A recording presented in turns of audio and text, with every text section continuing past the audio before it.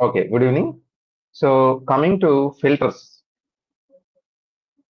మనం లాస్ట్ క్లాస్‌లో డయోడ్ యొక్క అప్లికేషన్ నేర్చుకున్నాం.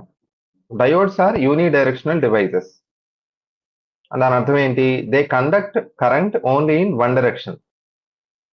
సో, పాజిటివ్ సిగ్నల్ ఉన్నప్పుడు అంటే ఫార్వర్డ్ బయాస్ చేసినప్పుడు అది ఆన్‌లో ఉన్న స్విచ్‌లా పనిచేస్తుంది. రివర్స్ బయాస్ చేసినప్పుడు ఆఫ్‌లో ఉన్న స్విచ్‌లా యాక్ట్ చేస్తుంది. ఓకే. సో, అదేమవుతుందంటే ఏసీని డీసీగా మారుస్తుంది. ఓకే. ఏసీని డీసీగా మార్చే డివైస్‌ని ఏమంటాం? చెప్పండి.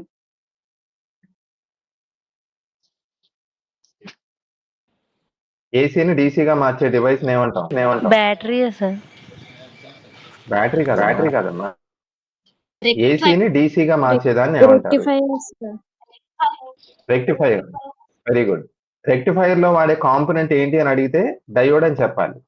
అదేంటో కూడా మీకు లాజిక్‌తో సహా ఎక్స్‌ప్లెయిన్ చేశాను. మీకు డౌట్ ఉంటే మళ్ళీ అడగండి, విడిగా చెప్తాను నేను. So, diodes are used in rectification in order to convert the AC into DC. కాకపోతే ఇక్కడ ఒక డ్రాబ్యాక్ ఉంది. రెక్టిఫైయర్ యొక్క output డీసీనే.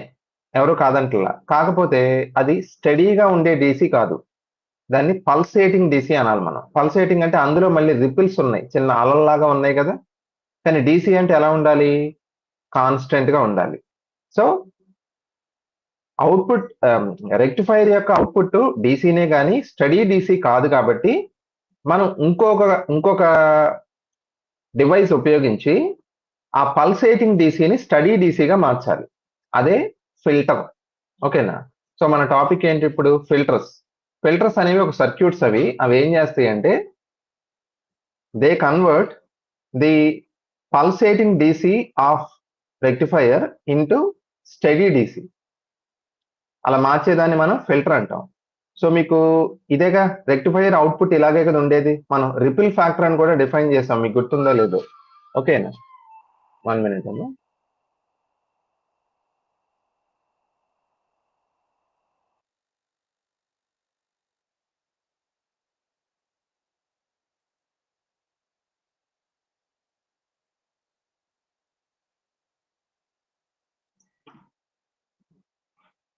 Okay.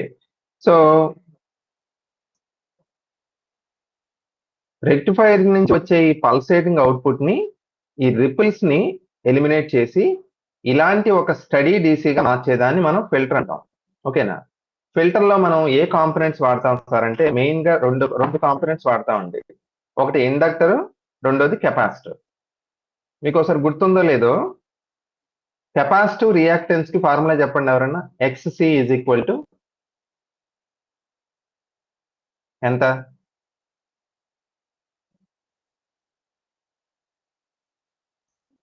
XC is equal to ఎంతమ్మా? 1/ωc. Very good. అలాగే ఇండక్టర్ యొక్క రియాక్టెన్స్ ఎక్స్ఎల్ ఎంత? ωL okay. సార్. సో, ఇక్కడ కెపాసిటర్ యొక్క reactance inversely proportional to frequency కదా! అలాగే ఇండక్టర్ యొక్క reactance directly proportional to frequency. దీని నుంచి మనం ఒక ఇంపార్టెంట్ విషయం నేర్చుకోవాలి. ఏ ప్రిన్సిపల్ ఆధారంగా మనం రెక్టిఫైయర్ అవుట్‌పుట్‌లో ఉండే ఈ వేవీ నేచర్‌ని తగ్గించి ఒక స్టడీ అవుట్‌పుట్‌ని ఇస్తామంటే ఇండక్టర్, కెపాసిటర్ అని చెప్పాను. ఎలాగ ఇండక్టర్, కెపాసిటర్ ఈ రిపుల్స్‌ని ఎలిమినేట్ చేస్తాయంటే మీరు గనక చూస్తే కెపాసిటర్ యొక్క reactance inversely proportional to frequency. For example ఇప్పుడు డీసీ తీసుకున్నారనుకోండి. డీసీ. డీసీకి ఫ్రీక్వెన్సీ ఎంత? 0 కదా! అప్పుడు కెపాసిటివ్ రియాక్టెన్స్ ఎంత? ఇన్ఫినిటీ. సో, డీసీకి ఉన్న నేచర్ ఏంటంటే అది కెపాసిటర్‌కి ఉన్న నేచర్ ఏంటంటే డీసీని బ్లాక్ చేస్తుంది. ఏసీని మాత్రం వీఐపీని పంపినట్టు దర్జాగా అలౌ చేస్తుంది. Inductor on the other hand since it's reactance is directly proportional to frequency, frequency పెరిగే కొందికి అంటే ఏసీ సర్క్యూట్‌లో ఏసీ కరెంట్ ఫ్రీక్వెన్సీ పెరిగే కొందికి దాని వ్యతిరేకత కూడా ఎక్కువవుతుంది. సో, హై ఫ్రీక్వెన్సీ ఏసీ కరెంట్‌ని ఎవరు బ్లాక్ చేస్తారు? ఇండక్టర్ బ్లాక్ చేస్తుంది. అంటే ఫిల్టర్స్‌లో ముఖ్యమైన కాంపోనెంట్ హీరో ఎవరు? ఇండక్టరే. ఓకేనా? ఇప్పుడు మీరు అబ్జర్వ్ చేయండి. ఇక్కడ రిపిల్స్ ఉన్నాయి కదమ్మా! ఇది చూడటానికి ఏసీ లాగే ఉంది కదా! ఏసీ కాదు కానీ ఏసీ లాగే ఉంది, దీనికి ఒక ఫ్రీక్వెన్సీ ఉంటుంది కదా. సో ఇలాంటి ఒక పల్సేటింగ్ సిగ్నల్ ఇండక్టర్ లోంచి వెళ్ళినప్పుడు ఇండక్టర్ ఏం చేస్తుంది, ఫ్రీక్వెన్సీ ఎక్కువ ఉన్నప్పుడు దాని యొక్క రియాక్టెన్స్ ఎక్కువ కాబట్టి ఇలాంటి రిపుల్స్ అది బ్లాక్ చేస్తుంది. ఎప్పుడైతే రిపుల్స్ బ్లాక్ అయిపోతాయో మనకి ఫిల్టర్ యొక్క అవుట్పుట్ ఇక్కడ చూపించినట్టుగా స్టడీగా వస్తుంది. సో ప్రిన్సిపల్ అర్థమైంది కదా. మనం ఏం చేస్తామంటే ఇక్కడ ఇండక్టర్ని కెపాసిటర్ని వాటి సహజ లక్షణాలను ఆధారంగా చేసుకుని మనం రిపుల్స్ ని ఫిల్టర్ చేసేసి స్టడీ అవుట్పుట్ వచ్చేలా చేస్తాం. ఓకేనా. ఏసీని బ్లాక్ చేసేది ఎవరు చెప్పండి, ఏసీని ఎవరు బ్లాక్ చేస్తారు? Inductor sir. ఇండక్టర్. డీసీని బ్లాక్ చేసేది ఎవరు?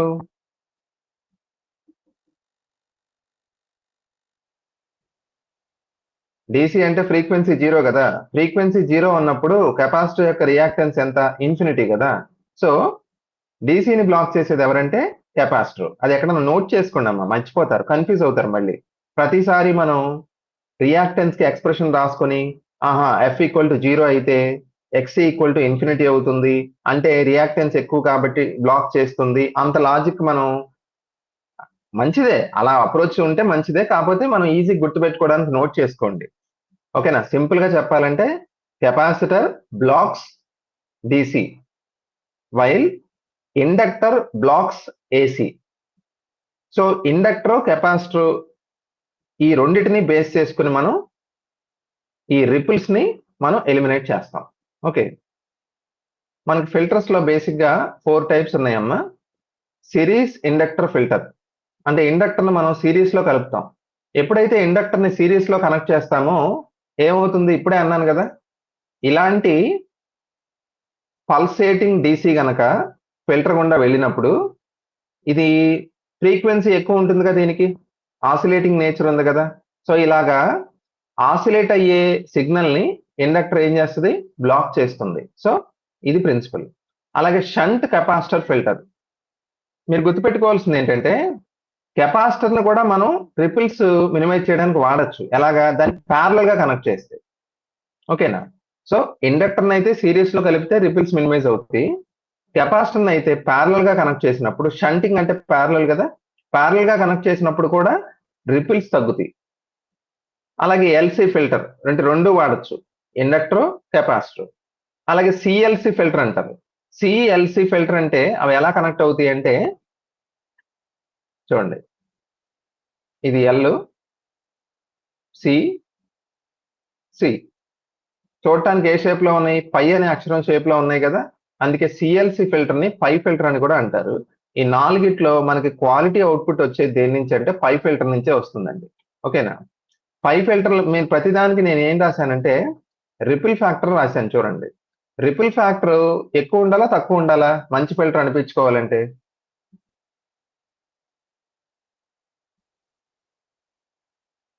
ఫిల్టర్ యొక్క రెస్పాన్సిబిలిటీ ఏంటి చెప్పండి, ఫిల్టర్ ఏం చేయాలి?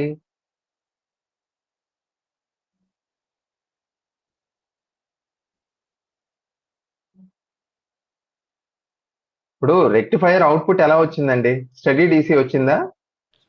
పల్సింగ్ గా వచ్చింది సార్, దాన్ని స్టడీగా మార్చడానికి అంతే కదా. ఫిల్టర్ యూజ్ చేస్తాం. రిపిల్స్ అంటే తెలుసు కదమ్మా, అలలు. రిపిల్స్ అంటే అలలు చూడటానికి బాగుంటే బీచ్ దగ్గరికి వెళ్ళినప్పుడు మనకు వచ్చే పవర్ లో అలాంటి రిపిల్స్ ఉన్నాయనుకోండి, దాన్ని డీసీ అనలేం కదా మనం. ఓకేనా. సో రెక్టిఫైయర్ అవుట్పుట్ లో ఉండే పల్సెస్ ని రిపిల్స్ ని మినిమైజ్ చేయడం ఫిల్టర్ యొక్క బాధ్యత. సో రిపిల్ ఫ్యాక్టర్ ఎలా ఉండాలి, తక్కువ ఉండాలి. రిపిల్ ఫ్యాక్టర్ ఎప్పుడైతే తగ్గుతుందో అది more of like DC, steady డీసీలా ఉంటుంది, అప్పుడు అది మంచి ఫిల్టర్ అని అర్థం. ఓకేనా.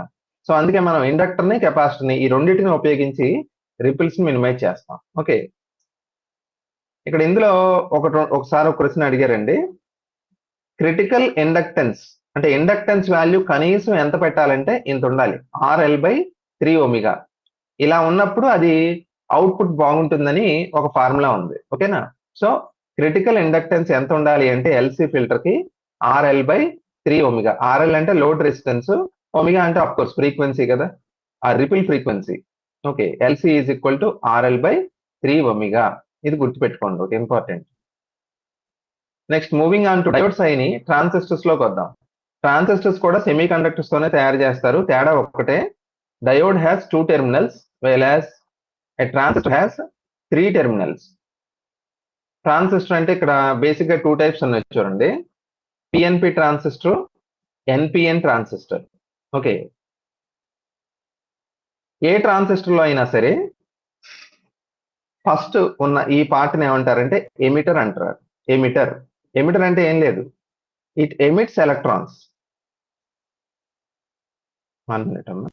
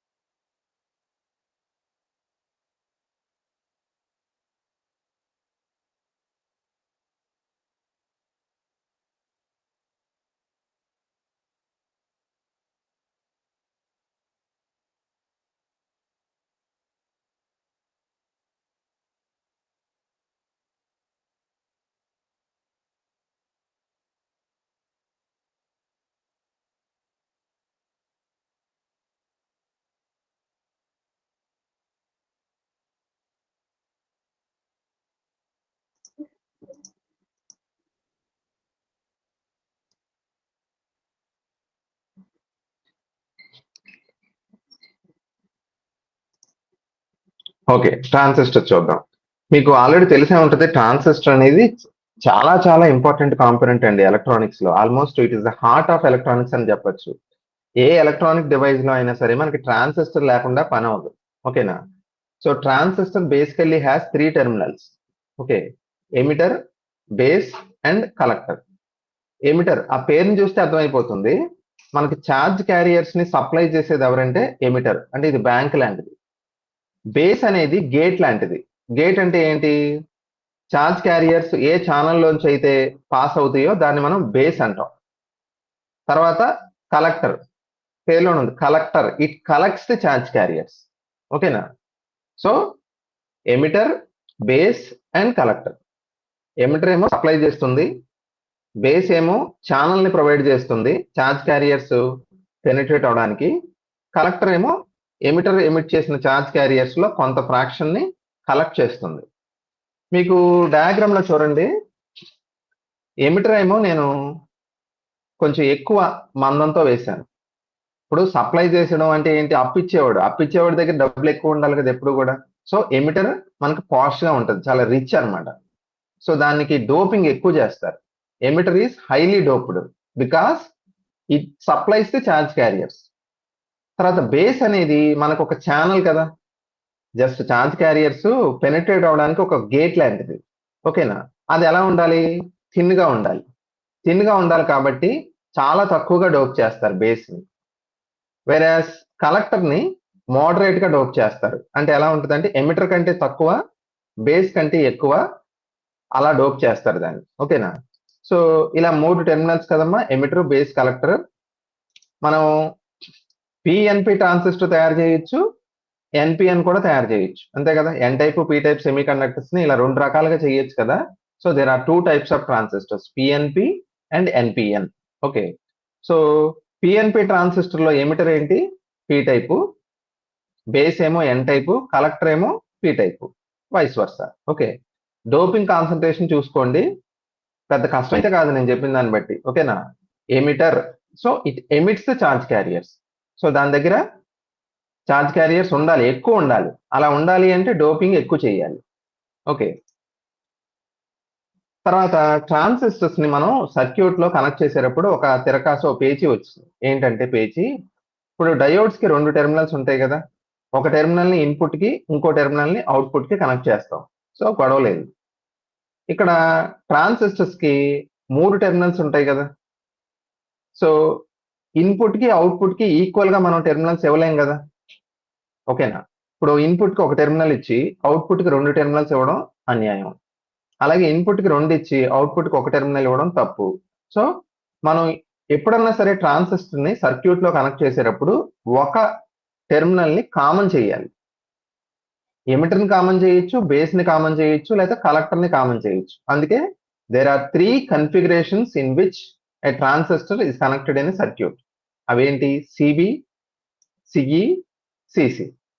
సిబి అంటే కామన్ బేస్ కన్ఫిగరేషన్, అంటే ఇందులో బేస్ ని ఇన్పుట్ కి అవుట్పుట్ కి రెండిటికి కామన్ గా కనెక్ట్ చేస్తారు. సిఈ కామన్ ఎమిటర్ కన్ఫిగరేషన్, ఇదే ఎక్కువ పాపులర్ అండి. మనకి ట్రాన్సిస్టర్ ని మీకు తెలుసు కదా యాంప్లిఫైయర్ గా వాడతారు ఎక్కువగా. సో యాంప్లిఫికేషన్ యాక్షన్ కి ఏ కన్ఫిగరేషన్ జనరల్ గా ప్రిఫర్ చేస్తారంటే కామన్ ఎమిటర్ కన్ఫిగరేషన్ మనం ఎక్కువగా అడ్వైజ్ చేస్తాం. Okay, so common emitter configuration లో emitter is common to both input and output. Coming to CC common collector. ఇప్పుడు కలెక్టర్ అనేది ఇన్పుట్ కి అవుట్పుట్ కి కామన్ గా ఉంటుంది. మూడు కన్ఫిగరేషన్స్ లోను మనకి ఈ కరెంట్ గెయిన్ ఫార్ములా తెలుసుకోవాలి. కామన్ బేస్ లో కరెంట్ గెయిన్ ని ఆల్ఫాతో డినోట్ చేస్తారు. కామన్ ఎమిటర్ లో అయితే బీటా, కామన్ కలెక్టర్ లో అయితే గామా. కరెంట్ గెయిన్ ఇది సింపుల్ గా. అంటే కరెంట్ గెయిన్ అంటే ఏం లేదు, గెయిన్ అంటే ఏం లేదమ్మా, నువ్వు ఒక బిజినెస్ పెట్టావు, ఒక 1000 రూపాయలు పెట్టుబడి పెడితే నీకు 10,000 ఆదాయం వచ్చింది. సో గెయిన్ ఎంత అంటాం, అవుట్పుట్ బై ఇన్పుట్ కదా, 10,000 బై 1000. సో గెయిన్ ఎంత, 10 టైమ్స్ పెరిగింది. ఓకేనా, సో గెయిన్ అంటే అవుట్పుట్ బై ఇన్పుట్. ఇక్కడ గెయిన్ అంటే ఏ గెయిన్, ఇది కరెంట్ గెయిన్ కదా. సో ఎలా వస్తుంది current gain, output current by input current. ఓకేనా, మీకు ఫస్ట్ చూడండి సిబి కన్ఫిగరేషన్ లో బేస్ అనేది రెండిటికి కామన్ కదా, ఇన్పుట్ కి అవుట్పుట్ కి. సో ఇన్పుట్ ఏంటి అంటే ఎమిటర్, కలెక్టర్ ఏమో అవుట్పుట్. సో అప్పుడు ఆల్ఫా ఏమవుతుంది, output current by input current, IC by IE. ఇక్కడ మైనస్ ఎందుకు వచ్చిందంటే ఫేజ్ డిఫరెన్స్ వస్తుందమ్మా 180 degrees. ఓకేనా, అందువల్ల మనం మైనస్ రాసాం. అలాగే కామన్ ఎమిటర్కి వచ్చేటప్పటికి ఇక్కడ ఇన్పుట్ ఏమో బేస్, అవుట్పుట్ ఏమో collector. So beta is equal to ఏమవుద్ది, IC by IB. And then common కలెక్టర్కి వచ్చేటప్పటికి బేస్ ఏమో ఇన్పుట్ అవుతుంది, ఎమిటర్ ఏమో అవుట్పుట్ అవుతుంది. ఓకే, సో ఇలా మూడు రకాలుగా కరెంట్ గెయిన్స్ ని మనం డిఫైన్ చేస్తాం. మీకు ఆల్ఫా వాల్యూ జనరల్ గా 0.9 నుంచి 0.99 మధ్యలో ఉంటుంది. ఎందుకంటే మీకు ఛార్జ్ క్యారియర్స్ ని సప్లై చేసేది ఎవరు చెప్పండి, ట్రాన్సిస్టర్ లో బ్యాంక్ ఎవరు, వరల్డ్ బ్యాంక్ ఎవరు, ఎమిటర్ కదా. సో ఎమిటర్ దగ్గర ఉన్న మనీని ఎవరు షేర్ చేసుకుంటారంటే తక్కువ ఏమో బేస్, అది ఇంట్రెస్ట్ అనుకోండి, అసలు ఎవరికి వెళ్ళిపోద్ది, కలెక్టర్కి వెళ్ళిపోద్ది. సో పైన ఈక్వేషన్ చూసారు కదా, I emitter is equal to, అంటే emitter current is equal to base current plus collector current. ఇది టోటల్ గా ఇచ్చిన డబ్బు అనుకోండి, ఇది ఇంట్రెస్ట్, ఇదేమో ప్రిన్సిపల్ అనుకోండి. సో ఎప్పుడు కూడా బేస్ కరెంటు చాలా తక్కువ ఉంటుందమ్మా, కలెక్టర్ కరెంటు ఆల్మోస్ట్ ఎమిటర్ కరెంట్కి ఈక్వల్ ఉంటుంది, కానీ ఎమిటర్ కరెంట్ కంటే ఖచ్చితంగా తక్కువగానే ఉండాలి కదా. సో ఇక్కడ పెద్దన్న ఎవరు, ఎమిటర్. ఏ కన్ఫిగరేషన్ అయినా ఇది కామనే, కన్ఫిగరేషన్ మారచ్చు, కాకపోతే ఈ ఈక్వేషన్ మాత్రం ఏ కన్ఫిగరేషన్ కైనా వ్యాలిడే. ఎందుకని ఎమిటర్ ఎక్కువగా డోప్ చేస్తాం, బేస్ ని చాలా తక్కువ డోప్ చేస్తాం, కలెక్టర్ ని మోడరేట్ గా డోప్ చేస్తాం. డోపింగ్ ని బట్టే కదా కరెంట్ వచ్చేది. So I emitter is always the highest among the three, base is always the least among the three, and collector is always intermediate to IE and IB. Okay, so ఈ విషయాలు గుర్తుపెట్టుకోండి, basics ఇవి. So మనకి alpha value ఎందుకు 1 కంటే తక్కువ ఉంటుంది అనేది ఈజీగా అర్థం చేసుకోవచ్చు కదా. ఆల్ఫా అంటే ఏంటి, ఐసి బై ఐఈ కదా. సో ఇది ఒక ఫ్రాక్షన్ కదా, భిన్నం. ఇందులో న్యూమరేటర్ ఐసి, ఐసి ఎప్పుడు కూడా ఐఈ కంటే తక్కువే ఉంటుందిగా. So IC by IE value 0.9 నుంచి 0.99 వరకు ఉంటుంది. ఆ 0.1% ఏమైంది సార్ అంటే బేస్ కరెంట్ కింద పోయింది. ఓకేనా, next coming to beta is equal to IC by IB. IB అంటే ఎవరు చెప్పాను కదా, చాలా తక్కువ ఉంటుంది, దాంతో పోలిస్తే ఐసి వాల్యూ చాలా ఎక్కువ ఉంటుంది. అందుకని బీటా వాల్యూ 20 to 500 ఉంటుంది. ఓకేనా, గామా వాల్యూ కూడా ఇంచుమించు అంతే. ఇప్పుడు నేను ఒకటి అడుగుతాను, చెప్పండి, బీటా ఎక్కువ ఉంటుందా, గామా ఎక్కువ ఉంటుందా?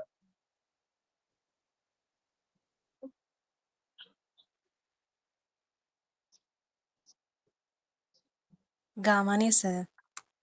గామా ఎందుకు ఎక్కువ ఉంటుందమ్మా? ఐఈ ఎక్కువగా ఉంటుంది. Very good, IE greater than IC కదా. సో న్యూమరేటర్లో ఐ ఉన్నప్పుడు ఇంకా దాన్ని మించిన వాల్యూ దేనికి రాదు. సో ఆల్ఫా బీటా గామాల్లో gamma is the highest. Gamma తర్వాత సెకండ్ ప్లేస్ లో ఉండేది దానికి ఆల్మోస్ట్ చాలా దగ్గరగా ఉండేది. ప్రాక్టికల్ గా మనం ప్రాబ్లమ్స్ చేసేటప్పుడు gamma is equal to beta అనేసుకుంటాం, ఎందుకంటే ఐబీ వాల్యూ చాలా తక్కువ, బేస్ కరెంట్ నెగ్లిజిబుల్ అండి. మీకు ఎగ్జాంపుల్ చెప్పాలంటే emitter current collector current milliamperes లో ఉంటే బేస్ కరెంటు మైక్రో ఆంపియర్స్ లో ఉంటుంది, అంటే 10⁻⁻6 1000 టైమ్స్ తక్కువ ఉంటుంది. Because base is very very lightly doped. Okay, alpha value 1 కంటే తక్కువ ఉంటుంది. ఇప్పుడు ఆల్ఫా బీటా గామాకి మధ్య రిలేషన్స్ చూసుకోండి అమ్మా. ఇవి మీరు ఎలా మెమరైజ్ చేస్తారో నాకు తెలియదు, కానీ 3 గుర్తుండాలి. ఇందులో అన్నిటికంటే సింపుల్ది గామా ఈక్వల్స్ 1 + బీటా, అంతేగా. గామాకి బీటాకి మధ్య తేడా జస్ట్ 1. అలాగే గామాకి ఆల్ఫాకి relation, alpha beta relation, beta alpha relation, ఈ 4 కూడా గుర్తుండాలమ్మా ఖచ్చితంగా. ఓకే, తర్వాత నేను ప్రతి కన్ఫిగరేషన్ కి కొన్ని కామన్ పాయింట్స్ ఉన్నాయి చూడండి. కరెంట్ గెయిన్ తీసుకోండి. కామన్ బేస్ కన్ఫిగరేషన్ లో కరెంట్ గెయిన్ తక్కువ ఉంటుంది, కామన్ ఎమిటర్ లో ఎక్కువ ఉంటుంది, కామన్ కలెక్టర్ వచ్చేటప్పటికి మీడియం గా ఉంటుంది. ఓకేనా. తర్వాత వోల్టేజ్ గెయిన్ చూడండి. వోల్టేజ్ గెయిన్ ఏమో ఇక్కడ హై, లో, మీడియం. పవర్ గెయిన్ కూడా లో, మీడియం, హై. అలాగే ఈ 2 ఇంపార్టెంట్ అమ్మా ఎక్కువ. ఇన్పుట్ రెసిస్టెన్స్, అవుట్పుట్ రెసిస్టెన్స్, ఇవి జాగ్రత్తగా ఫాలో అవ్వండి. ఇన్పుట్ రెసిస్టెన్స్ అనేది కామన్ బేస్ కన్ఫిగరేషన్ లో లో and common emitter configuration high, కలెక్టర్కి వచ్చేటప్పటికి మీడియం గా ఉంటుంది. అవుట్పుట్ రెసిస్టెన్స్ ఏమో హై, లో, మీడియం. ఓకే, సో ఈ పాయింట్స్ అన్ని గుర్తుపెట్టుకోమని నేను అంటలేదు, కానీ కొన్ని కీ పాయింట్స్ రెసిస్టెన్స్ లాంటివి మాత్రం గుర్తుపెట్టుకోండి, ఎందుకంటే నెక్స్ట్ వచ్చే స్లైడ్ లో ఉంటుంది చూడండి. మనం ట్రాన్సిస్టర్ ని బేసిక్ గా యాంప్లిఫైయర్ కింద వాడతారు. యాంప్లిఫైయర్ అంటే తెలుసు కదా, యాంప్లిఫై లేజర్స్ లో అన్నాను కదా, పెద్ద చేయడం. ఫర్ ఎగ్జాంపుల్ ఒక ఏసీ సిగ్నల్ ఇలా ఉంది, దీని యాంప్లిట్యూడ్ తక్కువ ఉంది, దీన్ని మనం యాంప్లిఫైయర్ గుండా పాస్ చేస్తే అది బయటికి ఎలా వస్తుంది, ఇలా వస్తుంది. అంటే వేవ్ ఫామ్ షేప్ ఏం మారదు, యాంప్లిట్యూడ్ మాత్రం పెరుగుద్ది. సో ఇప్పుడు మనం మైక్ లో ఏదైనా మాట్లాడుతున్నాం అనుకోండి, అది పెద్దగా బయటకు వస్తుంది కదా, అది యాంప్లిఫైయరే కదా మనం అనేది. సో యాంప్లిఫైయర్ అనేది ఇంటెన్సిటీని లేదా యాంప్లిట్యూడ్ ని సెవరల్ టైమ్స్ ఇంక్రీజ్ చేస్తుంది. ఓకేనా, అది చాలా సందర్భాల్లో మనకు అవసరం. ఆ యాంప్లిఫైయర్ గా పనిచేసేది ఎవరంటే ట్రాన్సిస్టర్. మరి ఏ కన్ఫిగరేషన్ లో ఉన్న ట్రాన్సిస్టర్ యాంప్లిఫైయర్ గా బెస్ట్ గా పనిచేస్తుంది అంటే common emitter configuration, CE. Common emitter configuration is best suited for amplification purpose. దీనికి నెంబర్ ఆఫ్ ఫ్యాక్టర్స్ ఉన్నాయి, మీరు అలా గుర్తు పెట్టుకోండి చాలు. ఓకే, తర్వాత ఫీడ్బ్యాక్. ఫీడ్బ్యాక్ అంటే మామూలుగా ఫీడ్బ్యాక్ అనే పదానికి అర్థం తెలుసుగా. మనం విద్యా సంస్థల్లో ఏం చేస్తారు, ఎవ్రీ సెమిస్టర్ కి స్టూడెంట్స్ దగ్గర నుంచి ఫీడ్బ్యాక్ తీసుకుంటారు. ఆ లెక్చరర్ ఎలా చెప్తున్నాడు, సిలబస్ అయిందా లేదా అని ఫీడ్బ్యాక్ తీసుకుని ఆ ఫీడ్బ్యాక్ ని లెక్చరర్ కి చెప్పి కాన్ఫిడెన్షియల్ గా ఎలా ఇంప్రూవ్ చేసుకోవాలో చెప్తారు. ఇప్పుడు ఫీడ్బ్యాక్ యాంప్లిఫైయర్స్ లో ఏమవుతుందంటే అవుట్పుట్ లో కొంత పార్ట్ని తీసుకెళ్లి ఇన్పుట్ కలుపుతారు. ఓకేనా, మామూలుగా ఏ సర్క్యూట్ కైనా 2 ఉంటాయి కదమ్మా, ఇన్పుట్, అవుట్పుట్. ఇన్పుట్ అంటే మనం ఇచ్చేది, లోపల సంథింగ్ జరిగి అవుట్పుట్ వస్తుంది. నేను ఏమంటున్నాను, ఇప్పుడు యాంప్లిఫైయర్ లో ఏమవుతుంది, ఇన్పుట్ తక్కువ ఉంటుంది, అవుట్పుట్ ఏమో పెద్దది వస్తుంది. ఓకేనా, సో ఇక్కడ ఏమవుతుందంటే ఫీడ్బ్యాక్ యాంప్లిఫైయర్స్ లో ఏం చేస్తారంటే అవుట్పుట్ లో ఒక ఫ్రాక్షన్ తీసుకొని దాన్ని ఇన్పుట్ కనెక్ట్ చేస్తారు. Those amplifiers are called feedback amplifiers. Okay, ఇక్కడ ఇవి 2 రకాలు, మళ్ళీ పాజిటివ్ ఫీడ్బ్యాక్, నెగిటివ్ ఫీడ్బ్యాక్. ఓకేనా, పాజిటివ్ ఫీడ్బ్యాక్ యాంప్లిఫైయర్స్ అంటే ఏంటంటే, పాజిటివ్ ఫీడ్బ్యాక్ అంటే ఇప్పుడు అవుట్పుట్ తీసుకున్నాం కదా శాంపిల్, దాన్ని ఇన్పుట్ కలుపుతాం కదా, అవుట్పుట్ ఏదైతే మనం ఇన్పుట్ కలుపుతున్నామో అది ఇన్పుట్ సింక్ లో ఉందనుకోండి, సింక్ లో ఉందంటే పాజిటివ్ అంటే అప్పుడు ఇన్పుట్ ఏమవుద్ది, పెరుగుద్దా తగ్గుద్దా?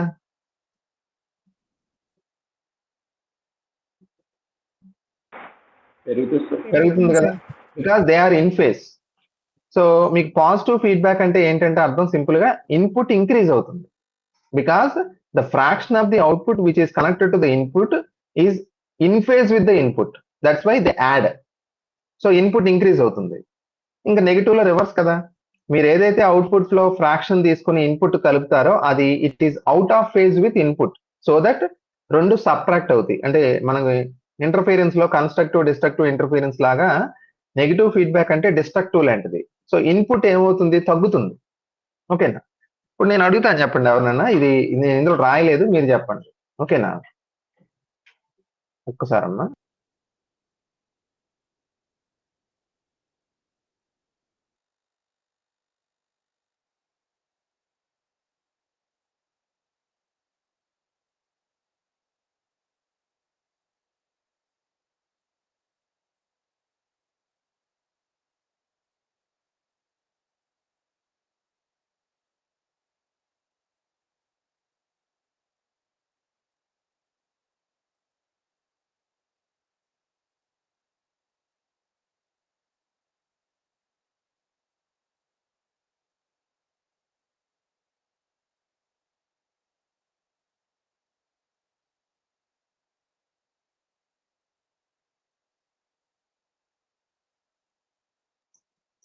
ఓకే, చెప్పండి. ఇప్పుడు నేను అడిగే ప్రశ్న ఏంటంటే, గెయిన్ అనేది ఏ ఫీడ్బ్యాక్ లో పెరుగుతుంది? పాజిటివ్ ఫీడ్బ్యాక్ లో పెరుగుద్దా, నెగిటివ్ ఫీడ్బ్యాక్ లో పెరుగుద్దా? గెయిన్ అంటే చెప్పానుగా, అవుట్పుట్ బై ఇన్పుట్. లాజికల్ గా ఆలోచించండి.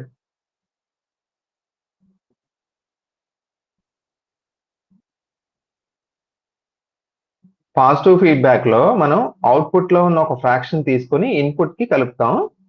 అది ఎలా ఉంటుంది, ఇన్పుట్ తో ఫేజ్ లో ఉంటుంది. అలాంటప్పుడు గెయిన్ పెరుగుతుందా, తగ్గుతుందా?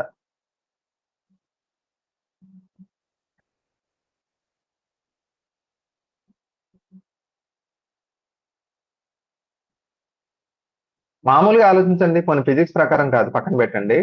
ఇప్పుడు స్టూడెంట్స్ నుంచి ఒక ఫీడ్బ్యాక్ తీసుకున్నాం, ఆ ఫీడ్బ్యాక్ లెక్చరర్ ని ఎంకరేజ్ చేసేలా ఉంది, అంటే పాజిటివ్ గా ఉంది.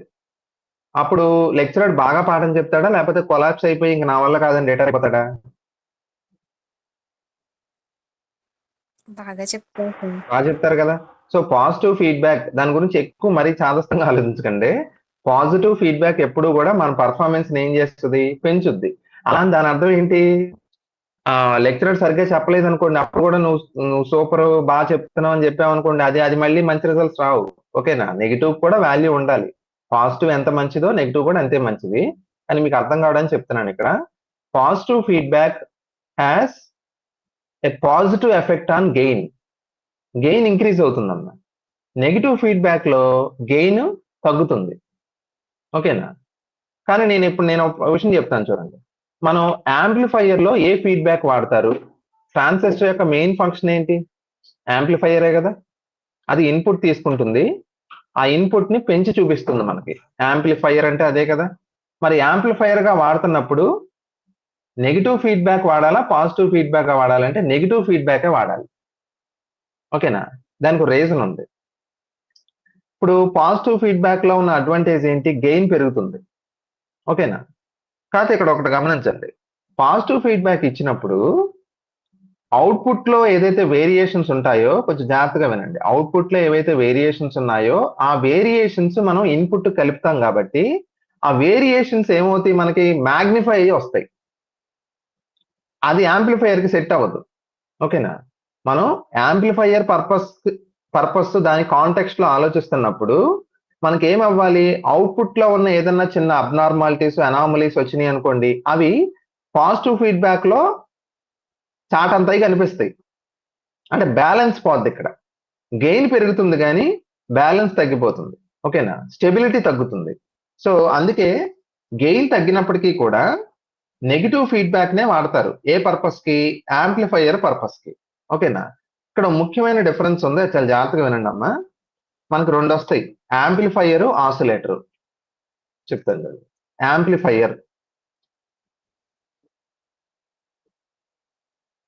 యాంప్లిఫైయర్ ఏం చేస్తుంది, మనకి ఇలాంటి ఒక ఇన్పుట్ ఉంది, దీన్ని మనం యాంప్లిఫైయర్ గుండా పాస్ చేస్తాం.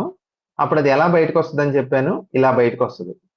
యాంప్లిట్యూడ్ ఏమైంది, పెరిగింది. ఓకేనా, మీకు ఈ పాటికి డౌట్ వచ్చి ఉండాలి కదా, సార్ యాంప్లిట్యూడ్ పెరిగింది అంటున్నారు. యాంప్లిట్యూడ్ పెరిగిందంటే ఇంటెన్సిటీ పెరిగినట్టు, అంటే ఎనర్జీ పెరిగినట్టు. ఈ ఎనర్జీ యాంప్లిఫైయర్ కి ఎక్కడి నుంచి వచ్చింది చెప్పండి.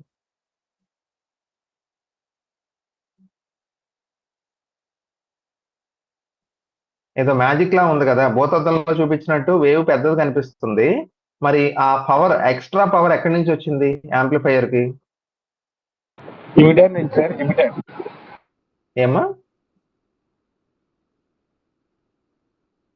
అవుట్పుట్ నుంచి యాడ్ చేసింది సార్ అది సార్. నాకు వినపడతలేదు కానీ పాయింట్ చూడండి. యాంప్లిఫైయర్ కి డీసీ కనెక్ట్ చేస్తాం మనం ఖచ్చితంగా, ఓకేనా? యాంప్లిఫైయర్ చేసే పని ఏంటండి? ఏసీ సిగ్నల్ ఇస్తే మనం దానికి ఆ ఏసీ సిగ్నల్ యొక్క యాంప్లిట్యూడ్ ని పెంచుతుంది అది ఓకే. కానీ you have to connect DC connect చేయాలి. ఆ డీసీ పవర్ ని తీసుకొని దాన్ని దీనికి అద్దుతుంది అనమాట, అద్ది పెద్ద చేస్తుంది, ఓకేనా? కానీ ఆసిలేటర్ అని ఒక ఇన్స్ట్రుమెంట్ ఉంటుందండి, ఆసిలేటర్.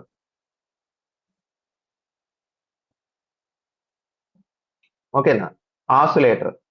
ఆసిలేటర్ అంటే ఏంటో తెలుసా అసలు? ఆసిలేటర్ అంటే ఇట్స్ నథింగ్ బట్ ఏసీని డీసీగా మార్చడాన్ని ఏమంటారన్నా నేను లాస్ట్ క్లాస్ లో?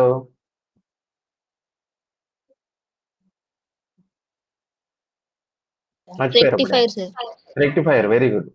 డీసీని ఏసీగా మార్చేదాన్ని మనం ఏమంటాం చెప్పండి ఎవరన్నా? డీసీని ఏసీగా మార్చేదాన్ని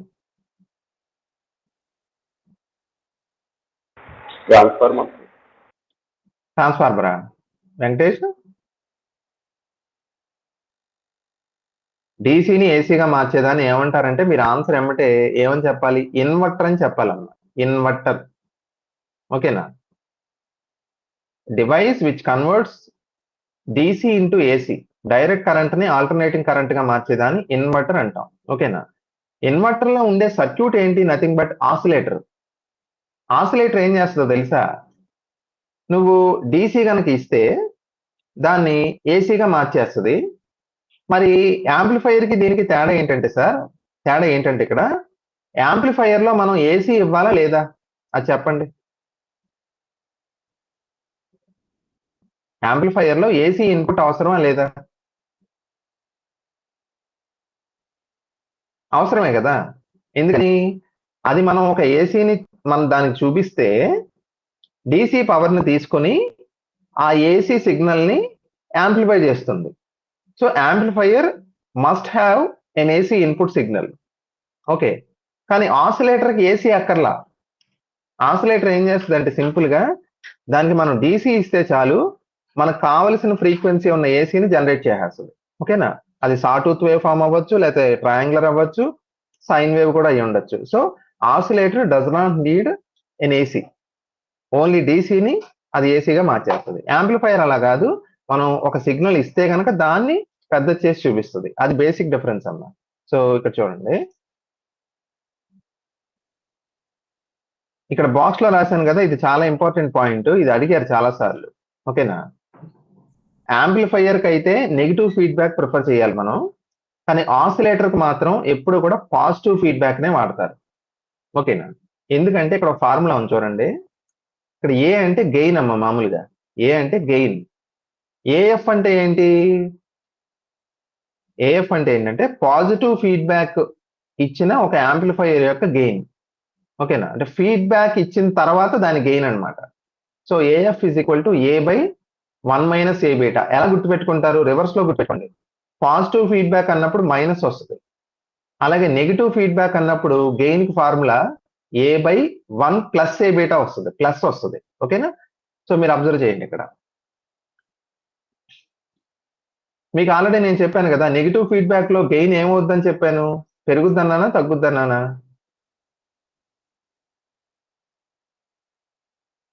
నెగిటివ్ ఫీడ్బ్యాక్ తగ్గుతుంది అన్నాను కదా.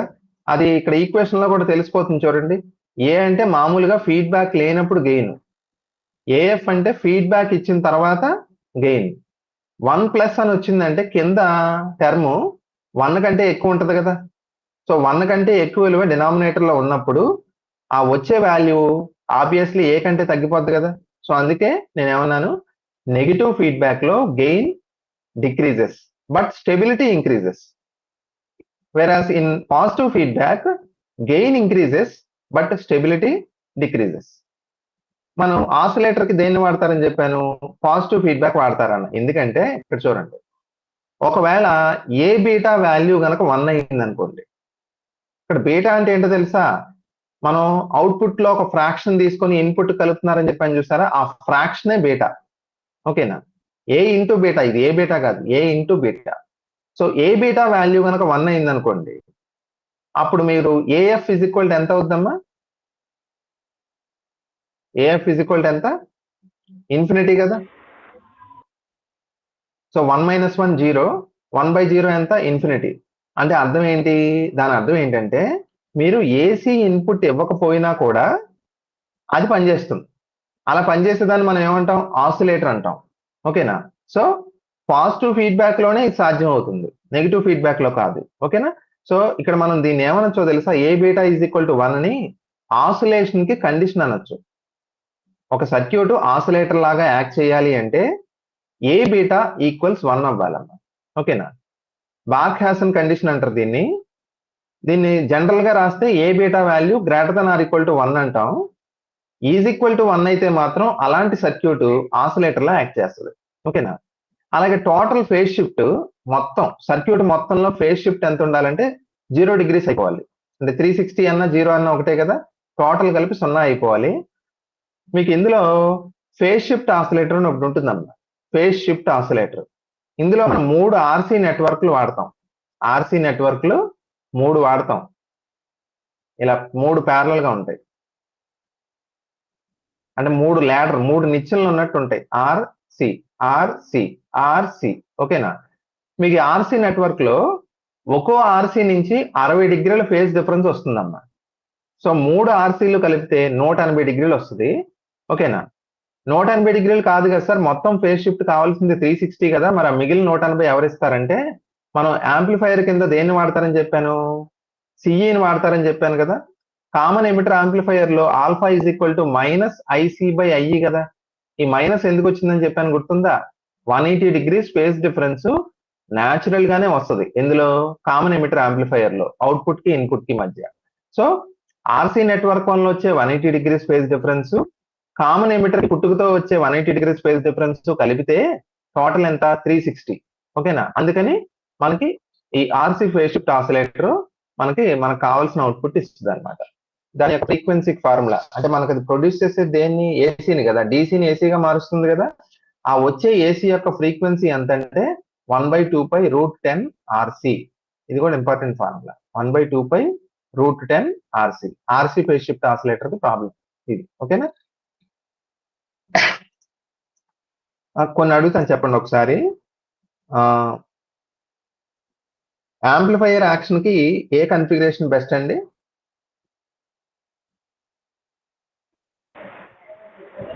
AC sir.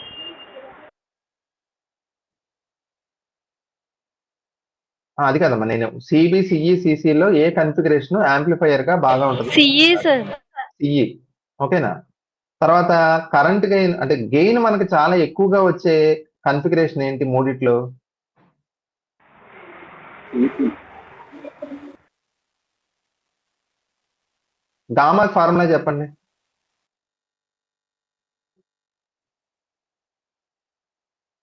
గామా అంటే ఏంటి? 1 + బీటా. ఓకేనా, మామూలుగా బేసిక్ ఫార్ములా ఏంటి దానికి? గామా అంటే ఏంటి అసలు definition? Input emitter by input base. Input emitter అంటే IE/IB. ఐవి. అది గుర్తుండాలమ్మా. అలాగే beta is equal to IC/IB. Very good. Alpha is equal to -IC/IE. తర్వాత ఆసిలేటర్ కింద ఏ ఫీడ్బ్యాక్ వాడతాం, పాజిటివా నెగిటివా? Positive sir. Okay, amplifier action కి అయితే negative sir. Okay.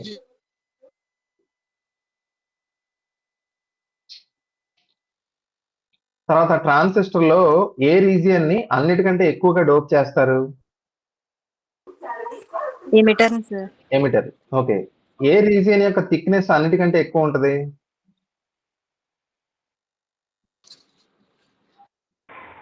Emitter sir. దేని థిక్నెస్ అన్నిటికంటే లీస్ట్ ఉంటుందమ్మా? Base. Okay. IE, IB, IC మధ్య రిలేషన్ ఏంటి? I is equal to IB plus IC. IC. Very good. నేను ఇప్పుడు మీకు డయాగ్రామ్ వేస్తాను, దాన్ని బట్టి నాకు ఒక క్వశ్చన్ అడుగుతాను, చెప్పండి. ఓకేనా?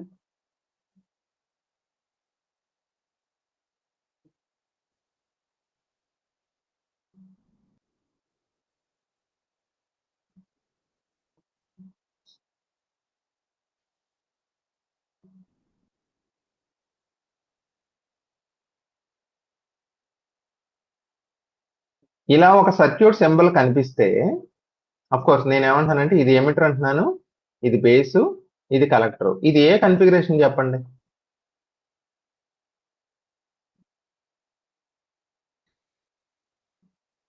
ఇలా కనుక వేస్తే అది ఏ కన్ఫిగరేషన్?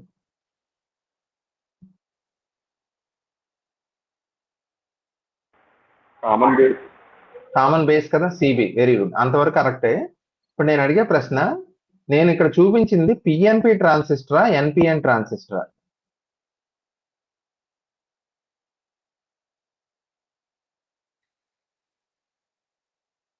యారో మ్యాప్ లో ఏమా ఆదిత్య చెప్పమ్మా.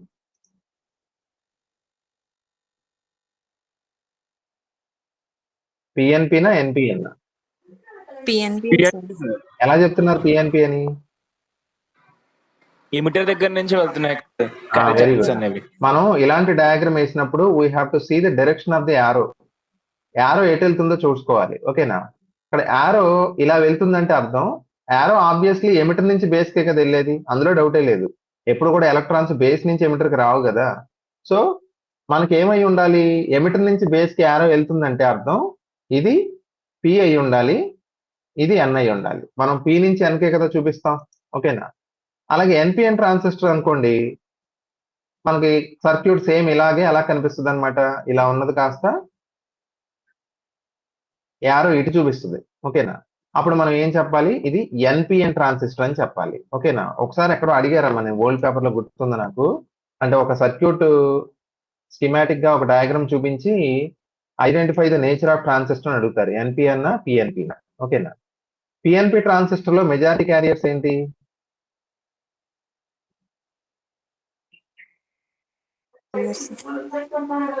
హోల్స్ అని ఎలా చెప్తున్నావు మరి? అందులో ఎన్ కూడా కనిపిస్తుంది కదమ్మా. ఇక్కడ ఛార్జ్ క్యారియర్స్ ని సప్లై చేసేది ఎవరు మనకి ట్రాన్సిస్టర్ లో? Emitter sir. ఎమిటర్ ఏ నేచరు? అదే దాని నేచరు. ఓకేనా? ఎమిటర్ ఇక్కడ పిఎన్పి అన్నాను కదా. సో ఎమిటర్ పి టైప్ కాబట్టి పి టైప్ లో ఉన్న మెజారిటీ క్యారియర్స్ హోల్స్ కాబట్టి హోల్స్ డామినేట్ చేస్తాయి అఫైర్స్ ని. ఓకేనా? వేరే ఎన్పిఎన్ ట్రాన్సిస్టర్ లో మీకు ఎమిటర్ అనేది ఎన్ టైప్ కాబట్టి ఎలక్ట్రాన్స్ డామినేట్ చేస్తాయి. ఓకేనా? మీకు మెజారిటీ క్యారియర్స్ వల్ల కరెంట్ ఎలా వస్తుందో మైనారిటీ క్యారియర్స్ వల్ల కూడా వస్తుందమ్మా. ఓకేనా? లీకేజ్ కరెంట్ అంటాం. సో మైనారిటీ క్యారియర్స్ కరెంట్ కూడా ఇంపార్టెంటే, కాకపోతే సర్క్యూట్ లో మనకి మాక్సిమం ప్రాపర్టీస్ ని డిక్టేట్ చేసేది ఎవరంటే మెజారిటీ క్యారియర్స్. ఓకేనా? తర్వాత ఇక్కడ ఆల్ఫా బీటా గామా వాల్యూస్ ఏ రేంజ్ లో ఉంటాయి అని కూడా సుమారుగా గుర్తుండాలమ్మా. ఆల్ఫా వాల్యూ 1 కంటే తక్కువ ఉంటుంది అనేది common sense. Beta value gamma values మాత్రం ఈవెన్ 500 దాకా ఉంటాయి. అన్నిటికంటే ఎక్కువ ఉండేది గామా. ఓకే. ఆసిలేటర్ కండిషన్ ఏంటండి?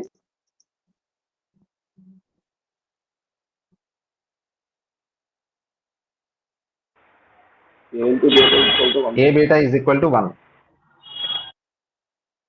తర్వాత టోటల్ ఫేజ్ డిఫరెన్స్ ఎంత ఉండాలి సర్క్యూట్ లో ఫర్ అన్ ఆసిలేటర్? 360. ఓకేనా? ఆర్సీ నెట్వర్క్ లో మనకి లాడర్ నెట్వర్క్ నుంచి ఎంత ఫేజ్ డిఫరెన్స్ వస్తుంది? 180. మిగిలిన 180 ఎక్కడి నుంచి వస్తుంది అంటే సిఈ నుంచి వస్తుంది. సిఈకి బేసిక్ గా 180 డిగ్రీస్ ఫేజ్ డిఫరెన్స్ వస్తుంది కదా. ఓకేనా? ఈ 2 పాయింట్స్ ఎక్కువ గుర్తుపెట్టుకోండి అమ్మా. యాంప్లిఫైయర్ కి ఏ ఫీడ్బ్యాక్ వాడతారు, ఆసిలేటర్ కి ఏ ఫీడ్బ్యాక్ వాడతారు. ఓకేనా? ఆసిలేటర్ కి అయితే పాజిటివ్ ఫీడ్బ్యాక్ వాడాలి, యాంప్లిఫైయర్ కి అయితే నెగిటివ్ ఫీడ్బ్యాక్ వాడాలి. ఓకేనా? సరే, నేను ఇక్కడికి స్టాప్ చేస్తున్నాను. మనకి మిగిలింది ఇది నంబర్ సిస్టమ్స్, డిజిటల్ ఎలక్ట్రానిక్స్ ఉంది కదా, చాలా ఈజీ చాప్టర్. అది మనం నైట్ కనెక్ట్ అయినప్పుడు కంప్లీట్ చేసేద్దాం. దీంతో ఎలక్ట్రిసిటీ పేపర్ అయిపోద్ది. ఓకే, సో ఈవినింగ్ ఇవాళ 7:30కి కనెక్ట్ అవ్వండి అమ్మా. మ్యాక్సిమం 7:30 అవుతుంది. ఒక హాఫ్ అన్ కూర్చుంటే గిల్లి బేసిక్ లాజిక్ గేట్స్ ఉంటాయి కదా, అండ్ ఆర్ నాట్, చిన్నపిల్లల కాన్సెప్ట్స్ అసలు మనం పెద్దగా డిస్కస్ చేయక్కర్లేదు.